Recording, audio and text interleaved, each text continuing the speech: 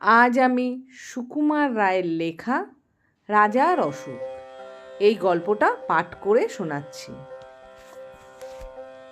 এক ছিল রাজা। রাজার ভারী অসুখ।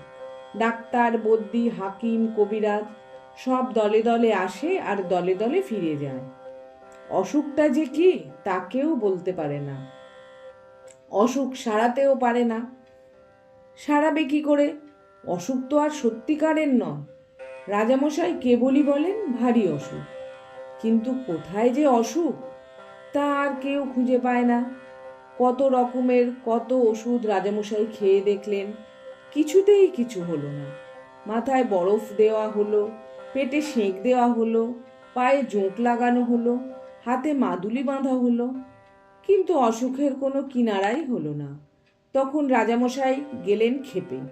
তিনি বললেন, দূর করে দাও এই অপদার্থগুলোকে, আর ওদের পুঁথি পত্র যা আছে সব কিছু কেড়ে নিয়ে জ্বালিয়ে দাও। এমনি করে চিকিৎসকেরা বিদায় হলেন।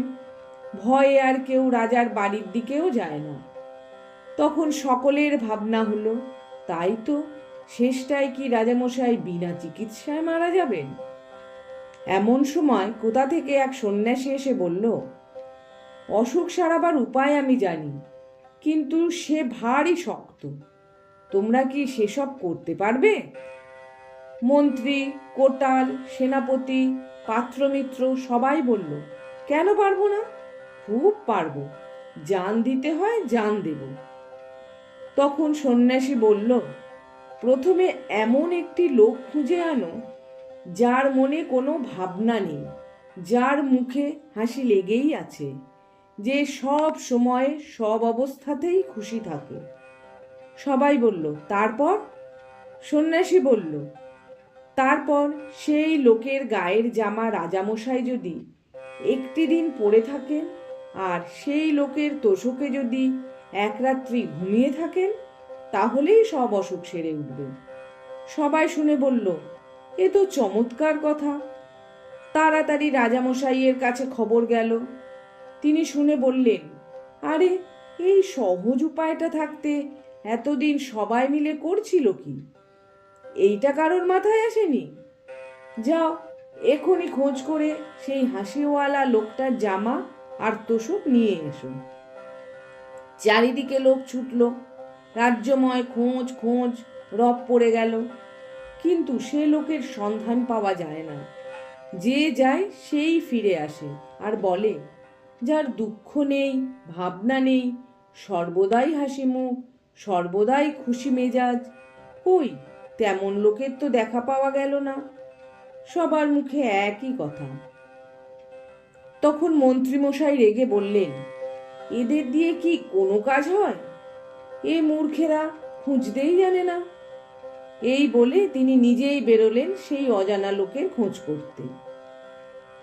বাজারের কাছে মস্ত এক দালানের সামনে তিনি দেখলেন মেলা লোক জমে গিয়েছে, আর এক বুড়ো শেঠজি হাসি মুখে তাদের চাল, ডাল, পয়সা আর কাপড় দান করছে।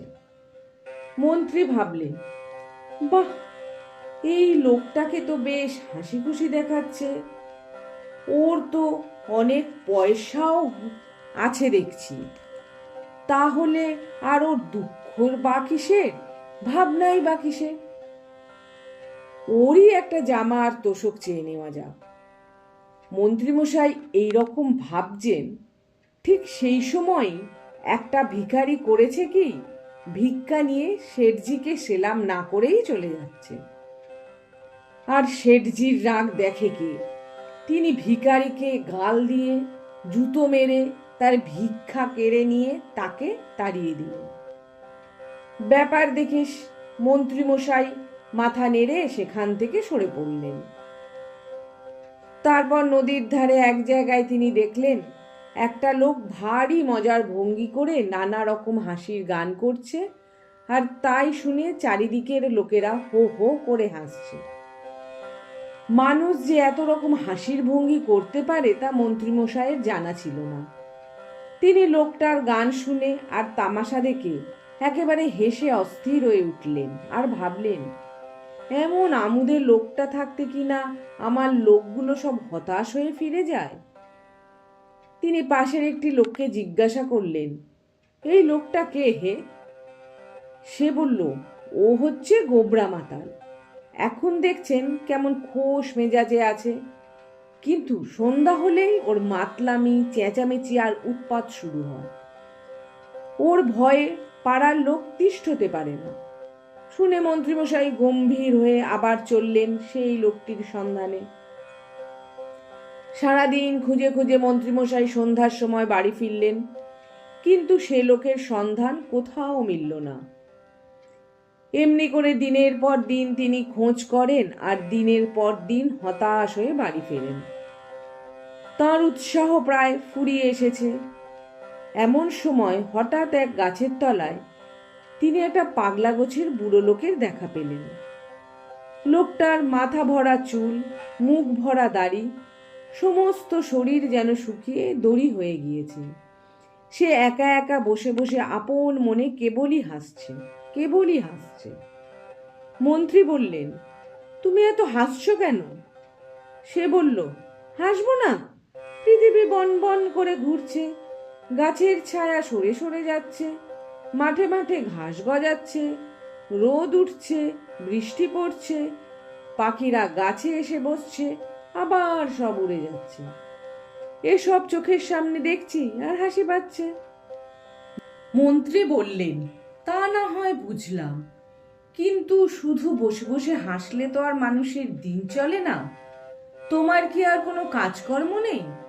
ফকির বলল, তা কেন থাকবে না?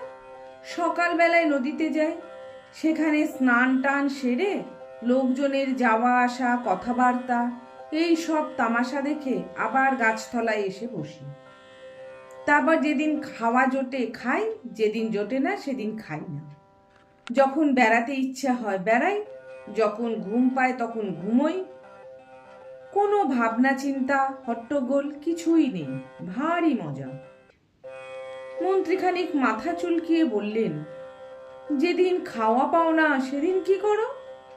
ফকির বলল, সেদিন তো কোনো লেঠাই নেই, চুপচাপ পড়ে থাকি আর এই সব তামাশা দেখি।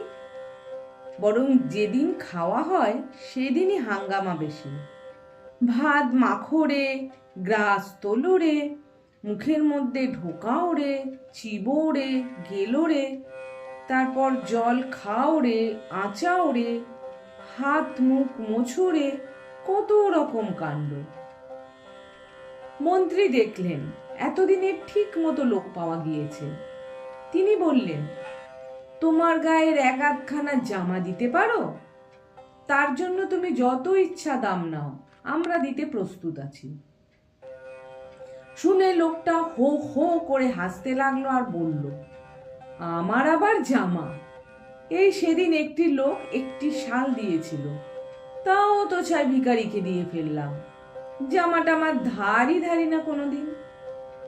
মন্ত্রী বললেন, তাহলে তো মহা মুশকিল। যদি বা একটা লোক পাওয়া গেল, তারও আবার জামা নেই। আচ্ছা, তোমার বিছানার তোশকখানা দিতে পারো? কত দাম চাও বলো, আমরা টাকা ঢেলে দিচ্ছি। এবারে ফকির হাসতে হাসতে একেবারে মাটিতে লুটিয়ে পড়ল। তার হাসি আর থামেই না। অনেকক্ষণ হেসে তারপর সে বলল, 40 বছর বিছানাই চোখে দেখলাম না, তা আবার তোষক আর গদি। মন্ত্রীমশাই বড় বড় চোখ করে বললেন, জামাও গায়ে দাও না, লেপ কম্বল বিছানাও সঙ্গে রাখো না, তোমার কি অসুখ করে না ছাই? ফকির বলল, অসুখ আবার কি? অসুখ টসুখ ওসব আমি বিশ্বাস করি না। যারা কেবল অসুখ অসুখ ভাবে তাদেরই খালি অসুখ করে। এই বলে ফকির আবার গাছে হেলান দিয়ে ঠ্যাং মেলে খুব হাসতে লাগলো। মন্ত্রীমশাই হতাশ হয়ে বাড়ি ফিরলেন। রাজার কাছে খবর গেল। রাজা মন্ত্রীকে ডেকে পাঠালেন, তার কাছে সব কথা শুনলেন। শুনে মন্ত্রীমশাইকে বিদায় দিলেন। আবার সবাই ভাবতে বসলো, এখন উপায় কি? চিকিৎসাও হলো না, অনেক কষ্টে যা একটা উপায় পাওয়া গেল সেটাও গেল ফসকে। সবাই বসে বসে এ ওর মুখ চায়, দীর্ঘশ্বাস ফেলে আর বলে, না, আর তো বাঁচাবার উপায় দেখছি না। ওদিকে রাজামশাই ভাবতে বসেছেন, আমি থাকি রাজার হালে, ভালো ভালো জিনিস খাই, কোনো কিছুর অভাব নেই, লোকেরা সব সময় তোয়াজ করছে, আমার হলো অসুখ। আর ওই হতভাগা ফকির, যার চাল চুলো কিচ্ছু নেই, জামা নেই, কম্বল নেই, গাছতলায় পড়ে থাকে, যা পায় তাই খায়, সে কিনা বলে অসুখ টসুখ কিছু মানেই না। সে ফকির হয়ে অসুখ উড়িয়ে দিতে পারলো, আর আমি রাজা হয়ে পারবো না? তারপর দিনই রাজা ঘুম থেকে উঠে পাত্র মিত্র সবাইকে ডেকে বললেন, যা হতভাগা মুখ্যগুলো সব সভায় বসগে যা, তোরা কেউ কিচ্ছু করতে পারলি না। এই দেখ, আমার অসুখ আমি নিজেই সারিয়ে দিয়েছি। আজ থেকে আবার সভায় গিয়ে বসবো, আর যে টু শব্দটি করবে তার মাথা উড়িয়ে দেব।